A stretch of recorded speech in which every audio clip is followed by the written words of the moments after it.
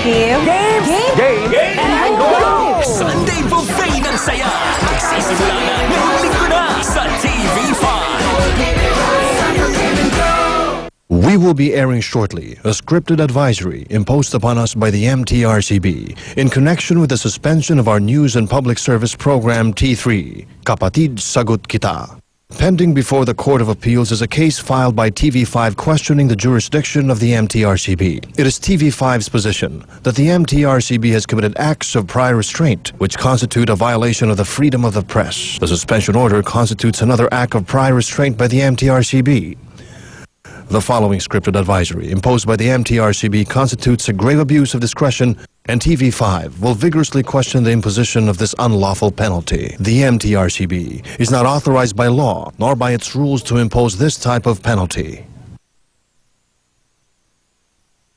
Ang programang T3 Kapatid Sagot Kita ay suspindido ng 3 buwan bilang parusa sa paglabag sa Section 3C ng Presidential Decree No. 1986.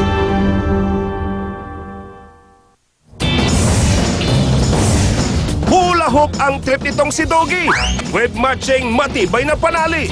Huwag lang sanang magkamali at pwede siyang mabigti. Pero si Doggy, nagmana kay Houdini. Ang isa namang ito, nanakbo ng todo. Bisikleta kontra paa, nag-ala Lydia De Vega. Porket nanalo sa taong kinarera. Pati kalapati, hinahamon ata. O loko, ala kang pakpak, paano ka lilipad?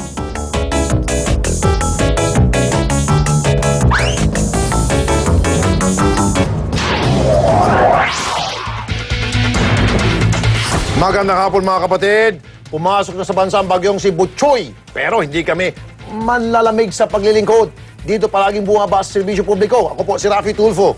Mga tol, ako naman si Ben Tulfo. Kahit saan, kahit kailan, umulan o umaraw man.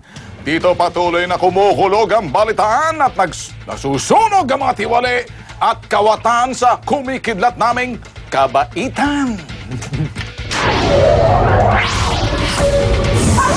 Narito ang malulupit na balitang kailangan ng agarang aksyon.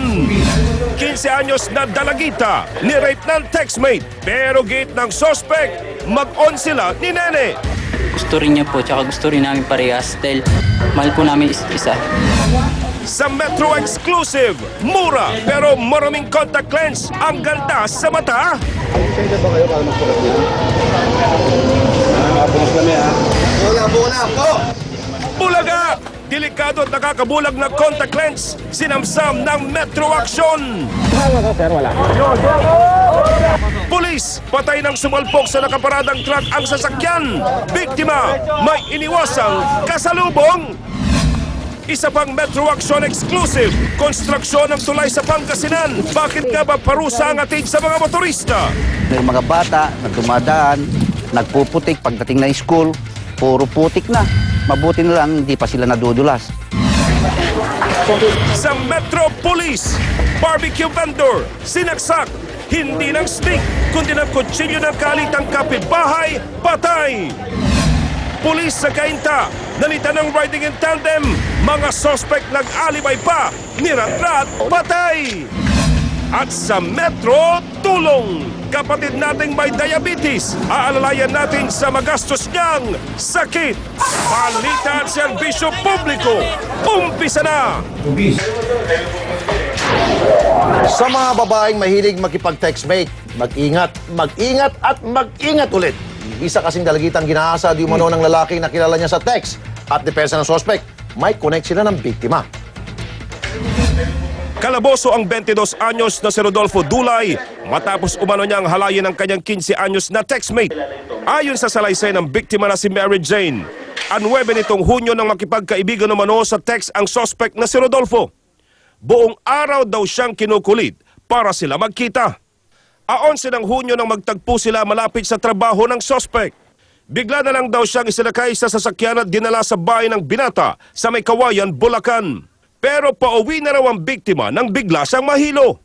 Sa damuhan daw siya inihiga ng suspect at doon ginawa ng kahalayan.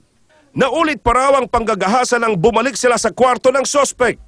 Kinabukasan, 11 tsaka lang daw pinauwi ng sospek ang dalagita.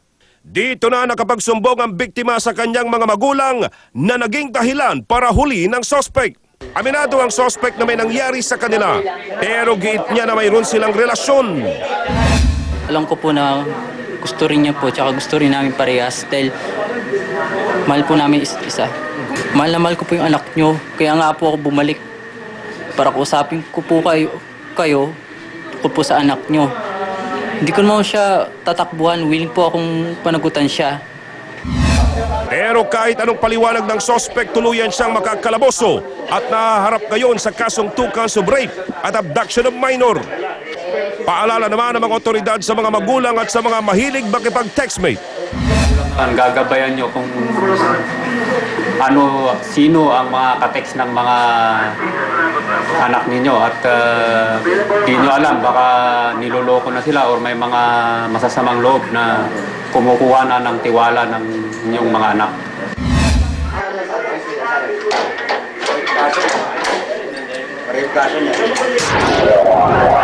Tulraf, nalilito na talaga mga teacher kung anong ibig sabihin ng compulsory at voluntary. Sa dictionary, magkaibang meaning yan. Pero sa maraming school, mukhang iisa lang ibig sabihin ito. Kaya mga magulang, naiisahan. Kayong Cristo Rey High School, dapat hindi kayo naniningil dyan ng enrollment fee. Dahil ang pagkakaalam ko, walang bayad ang public. Ito ang sumbong ni Tess sa Metro Action. Ang eskwelahan daw kasi na pinapasukan ng kanyang anak, ang Cristo Rey High School sa Tarlac, matindi kung maningil ng tuition. O i-enroll yung bata, pag hindi daw po magbayad ng 480, kailangan daw po i-full paid yung para daw po i-enroll siya. Para kumpirmahin ang sumbong ni Aling Tess, isang asset ng Metro Action ang dumayo sa enrollment ng nasabing eskwelahan. Gusto ko lang tanong na lang kung paano po ba yung bayaran po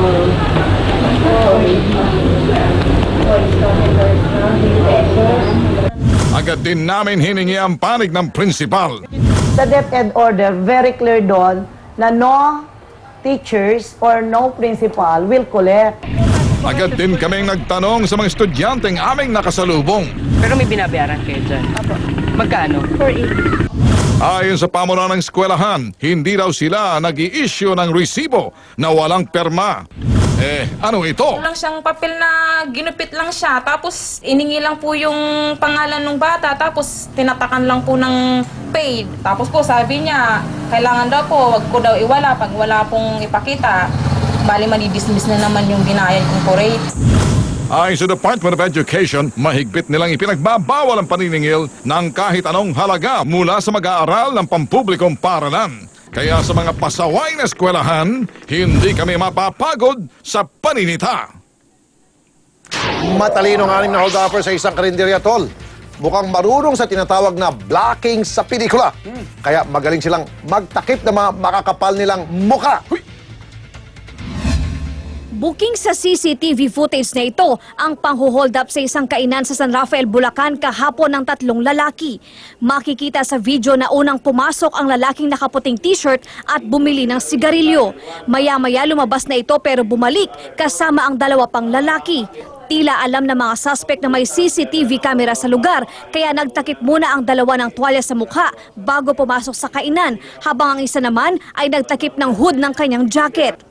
Tinyempohan rin nilang walang mga customer noong oras na iyon at agad nagdeklara ng hold-up habang kita sa CCTV ang panunutok ng baril ng nakaitim na jacket sa isang tauhan ng karinderya. Ang isa naman ay pumasok na sa cubicle ng kahera sabay akbay dito habang nakatutok ang ice pick. Agad kinuha ng isa sa mga suspect ang pera at ibinulsa pati ang cellphone ng kahera. Hindi namin paginilaan yung bumili ng yung sigarilyo na isa. Halos walang tao. Dahil sa pagkatakip sa mukha ng mga suspect, nabaliwala ang CCTV ng kainan. Kahit sa mga hawak na litrato ng PNP, walang namukaan ng mga tauhan ng karinderya. Sa Rhodes Gallery namin, pinakikilala namin doon sa mga personnel ng eatery kung meron silang namumukaan. Ito na ang ikalawang pagkakataon na na-hold up ang naturang karinderya. Kaya payo ng PNP lalo na sa mga magdamagang negosyo, malaking tulong ma'am pag may security guard. Mia Reyes, News 5. Alam mo, Tolben, dito sa Metro Action, meron tayong segment na Metro Tulong. Araw-araw meron tayong pinagbibigyan na tinutulungan. Tol. Meron kong sasabihin sa'yo, good news. Maraming mga individual na medyo mataas ang posisyon sa pamahalaan at mga pribadong individual, nung makita nila dito sa Metro Action, nagbibigay tayo ng tulong, sila yung nabobolontaryo pero wala lang ng pangalan. Kung maaari, kung medyo yung mga sinasabing pamasahe, anumang bagay, mga good Samaritan to, willing tumulong. Bakit hindi? At gusto nila makipagtulungan sa TV5 sa pamamagitan ng Metro Action. Basta bukal sa kalooban. Bukal sa kalooban. On need basis lang. Walang pangalan lang daw. Sige. For the meantime, itong munang si Aling Carmelita Palad, andito sa atin. Dati siyang konduktora, Tolben. At meron siyang karamdaman. Ano po yung karamdaman niyo, ma'am, nanay? Diabetic po ako at saka may psoriatic arthritis. Arthritis. Opo. Ngayon ho, hindi na kayo trabaho. Hindi na po dahil namaluktot na yung kamay ko po Ay, yung kamay niya nga, Tolben. So, hindi na kayo Stable na po makapagtrabaho. Opo. Si Mr. ho, hiwalay na po kami. so mag-isa lang ho kayo sa buhay. Opo. Okay, at ang kahilingan niyo po sa Metro Tulong ay gamot, tama ho ba? Gamot po at saka pagkain po sa Kain. Sige, nasan? Dito na. Yung... Pero, Tol, meron akong isa dyan na isang individual na hindi magpatumpik-tumpik na tutulong sa mga ganyan. Arthritis, kaya sinasabing diabetes, psoriasis. Ito kasi, kumpleto, ang daming gamot.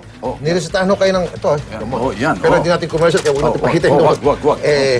Niresetahan ho kayo ng doktor, tama ho, para sa inyong sakit na diabetes. Ano po? At saka arthritis. Ito ho, doon sa nakalagay sa reseta. Ayan. Andito lahat. Pero meron din, Tol, importante rin. Yung sinasabing, ito naman, parang supplement type na herbal na pwede kang, siguro mamaya, ito, ano ka lang namin, ipapasa ka namin doon. Sige. For the meantime yan, ireseta ng doktor. Reseta ng doktor, yan. Gamot yan. Yeah, iba rin yung supplement. Iba pa yung supplement, yung Metro Action. Sige po, Nay, at salamat po sa inyong pagtitiwala at paglapit sa amin. Pakikilala rin natin kay Ray Herrera yan, mamaya. Ray Herrera. Sino si Ray Herrera? Si Ray Herrera, yun ang mga supplement na pagdating sa mga diabetic. Okay, sige. Pwede. Sige, susunod sa Metro Action. Imbis na makatulong, perwisyo na ang di matapos-tapos na tulay sa Pangasinan, inireklamo na ngayon. Tutulay ang Metro Action para matapos na ito. At parak sumalpok ng sasakyan sa wrong parking na truck, patay!